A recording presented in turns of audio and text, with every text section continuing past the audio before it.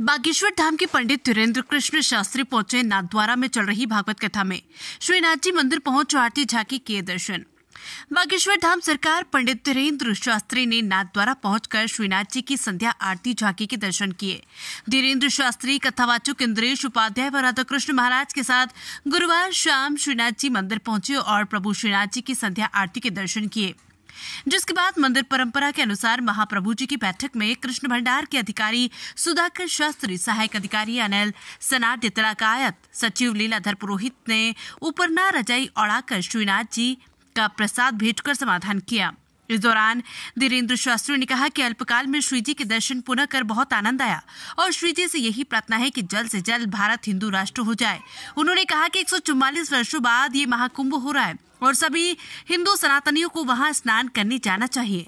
युवाओं से यही निवेदन है कि जो भी कुंभ जाए रील के लिए नहीं जाकर रियल के लिए जाए। ये प्राचीन परंपराओं का विषय है और आस्था का विषय है। देश के युवाओं को सेलिब्रिटीज के साथ सेल्फी के चक्कर में नहीं पड़कर खुद को इतना सक्षम बनाने की सोच होनी चाहिए कि लोग उनकी सेल्फी ले। दर्शन उपरांत धीरेन्द्र शास्त्री व इंद्रेश उपाध्याय व राधा कृष्ण जी महाराज के साथ 120 फीट रोड स्थित पार्किंग में चल रहे श्री गिरधारी लाल जी आनंद उत्सव में भाग लेने के लिए प्रस्थान कर गए। इस दौरान उनकी सुरक्षा व्यवस्था के लिए दौरे को पूरी तरह से गुप्त रखा गया व 4 थानों की पुलिस को व्यवस्था बनाए रखने के लिए लगाया गया। नाथद्वारा से दरियाव सिंह की रिपोर्ट। एक बार में बोलो। उसी समय में दूसरी बार पधारना हुआ है, आपका नाथद्वारा आगमन हुआ है, उस दौरे को लेकर ना श्री सीताराम, श्री यमुना महारानी की जय। पूछ श्री के लोटा प्यारे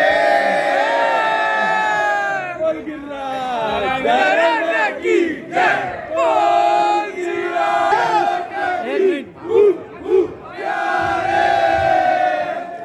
आज हमारा सौभाग्य हमें पुनः 2 माह के अंदर ठाकुर जी के दर्शन भय।